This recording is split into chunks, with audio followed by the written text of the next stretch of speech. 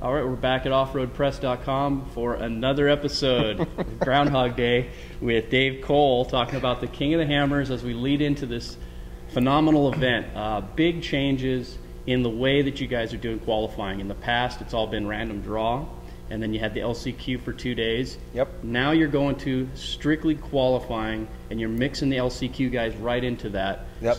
That's right. So it'll be a random draw. We're actually going to announce it. I'm not sure when this will go up on the internet, but on Monday night, the 9th, we're going to have a show from Full Parts in Compton, and it'll be the announcement of your starting order for the qualifying. And then we're going to, so everyone will have the opportunity to qualify for start positions.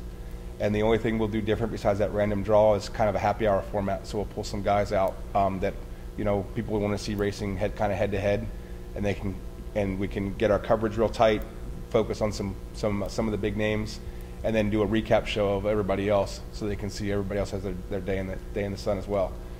So that spectator areas, I assume, will be set up for that. You can come out and watch that. What kind of what are we talking with the course? I know you don't want to give away too many details. It's not backdoor. I've openly said that it's not backdoor. So how many miles roughly? 3 miles. 3 miles. So similar to years past. Yep. I assume you're going to throw some rocks in there. Yes, absolutely. Rocks that if you're winching, you've already lost, but they're very technical rocks. So they're going to be hard. There's going to be cars rolled over. There's going to be action, but it's only because somebody's got a helmet on and a really heavy right foot, and they didn't think about it.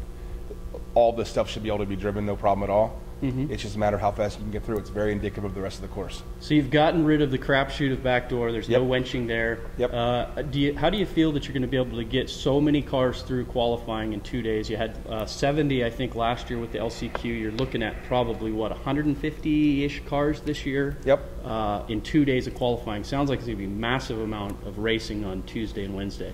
Yeah, it's going to be a lot of racing, but one of the big things is from an operations standpoint, from a logistical standpoint, our start line was 2 miles from the first rocks. So you had that lead time of I send somebody, but I can't send the next person until I know that person is through the rocks up back door. Mm-hmm. So you had that built-in lead time that no matter how tight you got, you were still at a 7 or 8 minute kind of delay. Our start line is going to be at the bottom of the rocks. Right here. At waving the green flag, I'll watch the hardest rock section from where I'm standing. So as soon as that person's through, I'm sending the next guy. Excellent. Because it'll be one rock section. Once you're through the hard section, then I'm not worried about if you pass them out on the road.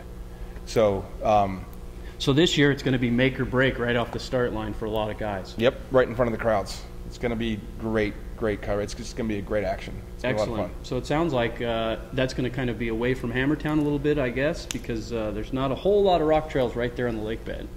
Yeah, it's going to be away from Hammertown. Okay. It's farther out than we've ever been before. It's going to be different, interesting. Excellent. Well, it sounds like you've got a great day of racing there. Full boat with 150 cars, give or take, over 2 days. 150, there's about 77 that got into LCQ.